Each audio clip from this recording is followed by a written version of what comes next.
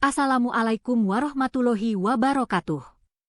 Pada pertemuan kali ini kita akan membahas salah satu materi yang sangat penting dalam komputasi numerik dan memiliki banyak penerapan dalam bidang teknik elektro, yaitu diferensiasi numerik. Materi ini menjadi dasar bagi berbagai analisis sistem dinamis yang banyak dijumpai dalam dunia industri, sistem kontrol, instrumentasi, elektronika daya, maupun sistem tenaga listrik. Mahasiswa sekalian, ketika mempelajari kalkulus, kita telah mengenal konsep turunan. Turunan merupakan ukuran yang menunjukkan seberapa cepat suatu besaran berubah terhadap besaran lainnya. Dalam kehidupan sehari-hari, konsep ini sebenarnya sering kita temui. Ketika sebuah kendaraan bergerak semakin cepat, kita dapat menghitung kecepatannya sebagai perubahan posisi terhadap waktu. Ketika kecepatan kendaraan berubah, kita dapat menghitung percepatannya sebagai perubahan kecepatan terhadap waktu. Semua konsep tersebut berkaitan langsung dengan turunan. Dalam bidang teknik elektro, turunan memiliki peran yang sangat penting. Misalnya pada motor listrik, kita sering ingin mengetahui bagaimana kecepatan motor berubah dari waktu ke waktu. Informasi ini sangat penting untuk mengetahui karakteristik percepatan motor saat proses startup. Selain itu, dalam sistem kontrol, turunan digunakan untuk menganalisis respons dinamis suatu sistem.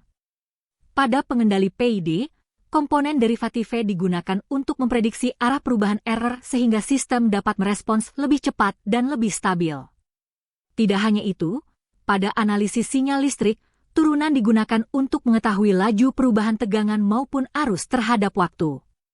Dalam bidang instrumentasi, turunan dapat digunakan untuk mendeteksi perubahan cepat pada data sensor sehingga sistem dapat memberikan respons yang tepat terhadap kondisi yang terjadi. Secara teori, menghitung turunan tampak sederhana apabila kita memiliki fungsi matematika yang lengkap. Misalnya jika diketahui persamaan kecepatan suatu motor sebagai fungsi waktu, maka kita dapat langsung menggunakan aturan kalkulus untuk memperoleh turunannya. Namun kenyataan di lapangan tidak selalu demikian. Dalam dunia industri dan penelitian, seringkali kita tidak memiliki fungsi matematika yang eksplisit. Data yang tersedia biasanya hanya berupa hasil pengukuran dari sensor. Sensor tidak memberikan persamaan matematis, melainkan menghasilkan kumpulan data diskrit yang diperoleh pada interval waktu tertentu. Sebagai contoh, sensor kecepatan motor mungkin hanya memberikan data kecepatan setiap 1 detik. Dari data tersebut, kita harus memperkirakan bagaimana laju perubahan kecepatannya. Kondisi inilah yang melahirkan kebutuhan akan diferensiasi numerik. Diferensiasi numerik merupakan metode untuk memperkirakan nilai turunan berdasarkan data diskrit hasil pengukuran. Dengan kata lain, kita tidak lagi bergantung pada fungsi matematika yang lengkap, tetapi cukup menggunakan data yang tersedia. Secara matematis, turunan didefinisikan sebagai limit perubahan fungsi ketika perubahan variabel mendekati nol. Dalam konsep kalkulus, nilai perubahan yang sangat kecil tersebut digunakan untuk memperoleh turunan yang tepat secara teoritis. Akan tetapi dalam komputasi numerik kita tidak benar-benar menggunakan nilai yang mendekati nol. Sebaliknya, kita menggunakan interval kecil yang disebut sebagai H untuk mendekati nilai turunan sebenarnya. Pendekatan ini menghasilkan apa yang dikenal sebagai metode beda hingga atau finite differentiate. Metode ini menjadi salah satu teknik yang paling banyak digunakan dalam komputasi numerik karena sederhana, mudah diprogram, dan sangat efektif untuk data hasil pengukuran. Mahasiswa sekalian, terdapat 3 pendekatan utama dalam metode beda hingga. Pendekatan pertama adalah beda maju. Pada metode ini, turunan dihitung menggunakan nilai saat ini dan nilai pada titik berikutnya. Metode ini sangat mudah diterapkan dan sering digunakan ketika data masa depan tersedia.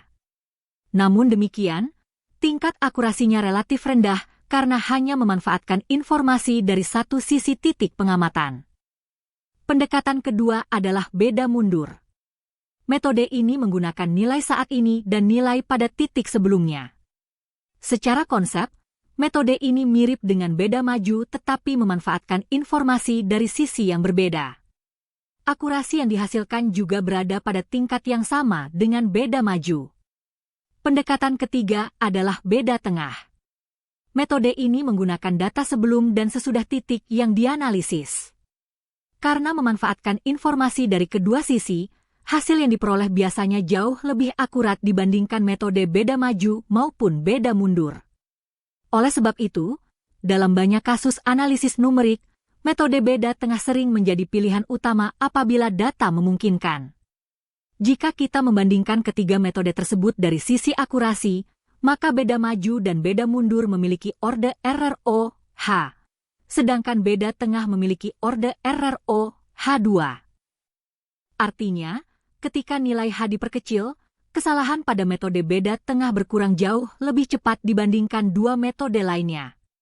Inilah alasan mengapa beda tengah sering dianggap sebagai metode yang paling akurat di antara ketiganya.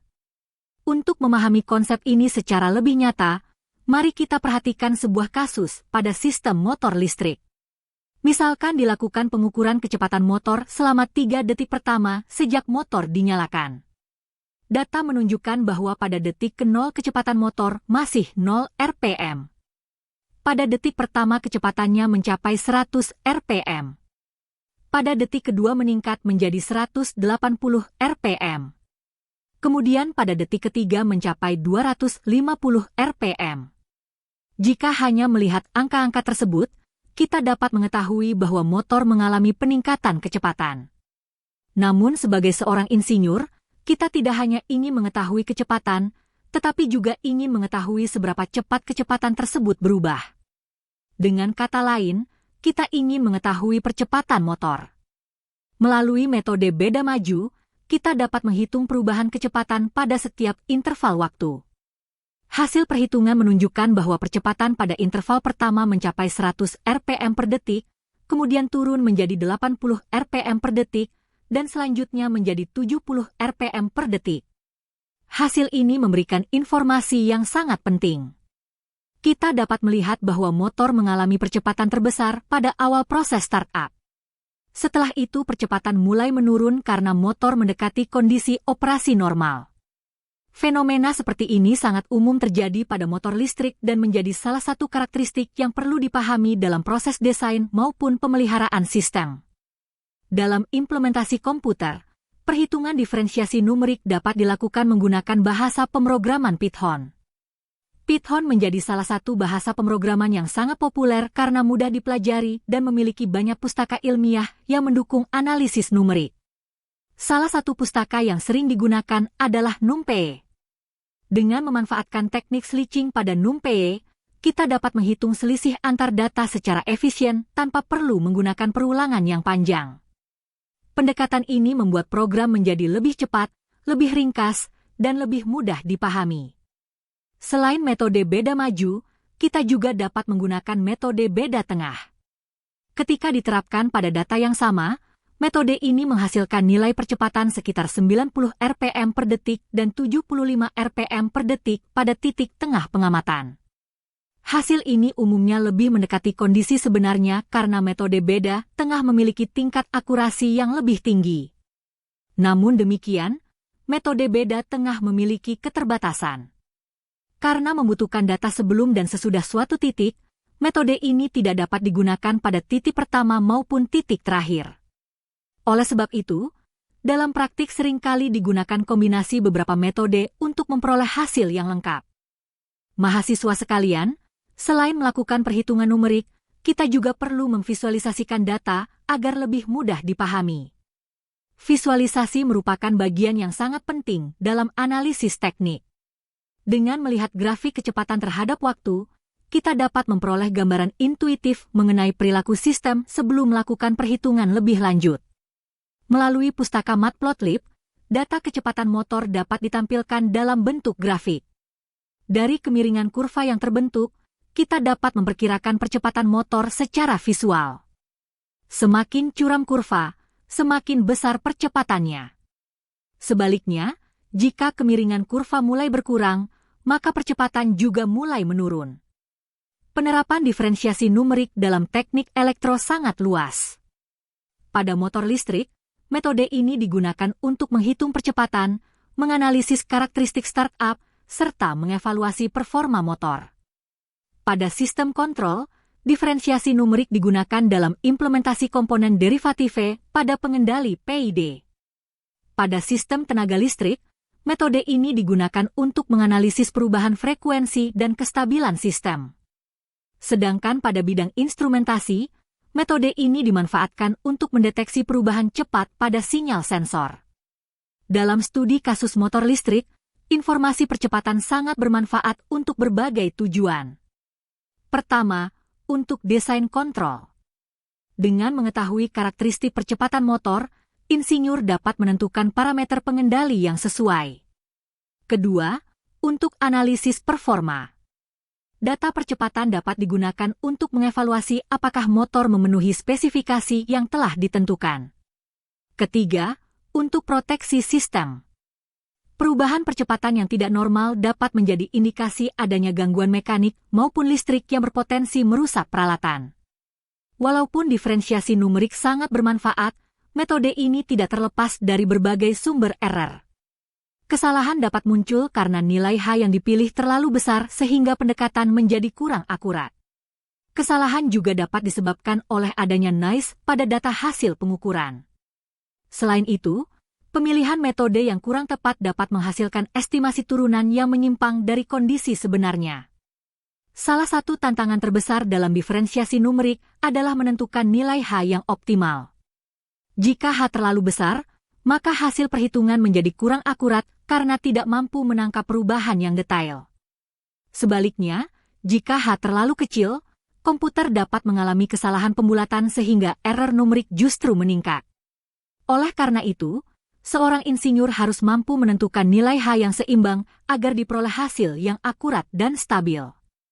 Dari sisi keunggulan, diferensiasi numerik sangat mudah diterapkan pada berbagai bahasa pemrograman. Metode ini juga sangat cocok untuk data eksperimen yang diperoleh dari sensor maupun sistem pengukuran.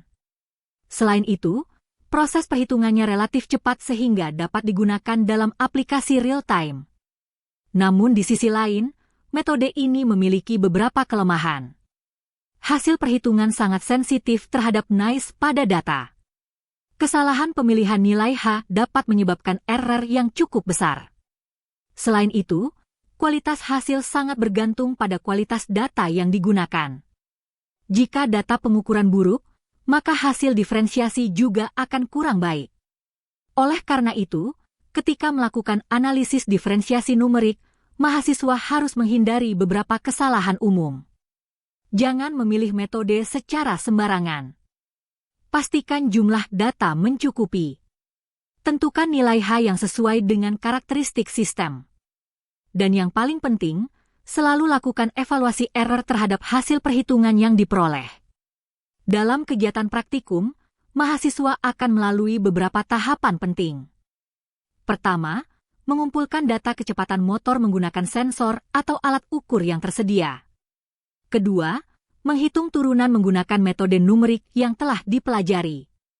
Ketiga, membandingkan hasil dari berbagai metode untuk melihat perbedaan akurasi. Keempat, menganalisis hasil dan mengidentifikasi sumber error yang mungkin terjadi. Melalui proses tersebut, mahasiswa tidak hanya memahami teori, tetapi juga memperoleh pengalaman langsung dalam menerapkan metode numerik pada sistem nyata. Pengalaman ini sangat penting karena sebagian besar permasalahan teknik di dunia industri berawal dari data pengukuran, bukan dari persamaan matematika yang ideal.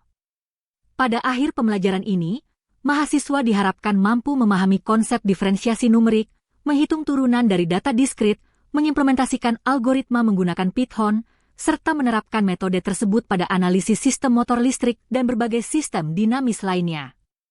Sebagai penutup, dapat kita simpulkan bahwa diferensiasi numerik merupakan salah satu alat analisis yang sangat penting dalam teknik elektro. Metode ini memungkinkan kita menghitung laju perubahan suatu variabel meskipun hanya tersedia data hasil pengukuran. Dengan bantuan metode beda hingga dan dukungan perangkat lunak seperti Python, berbagai permasalahan teknik dapat dianalisis secara cepat, akurat, dan efisien. Kemampuan memahami serta menerapkan diferensiasi numerik akan menjadi bekal yang sangat berharga bagi mahasiswa dalam menghadapi berbagai tantangan di dunia industri, penelitian, maupun pengembangan teknologi di masa depan. Demikian materi yang dapat saya sampaikan pada kesempatan kali ini. Terima kasih atas perhatian mahasiswa sekalian. Wassalamualaikum warahmatullahi wabarakatuh.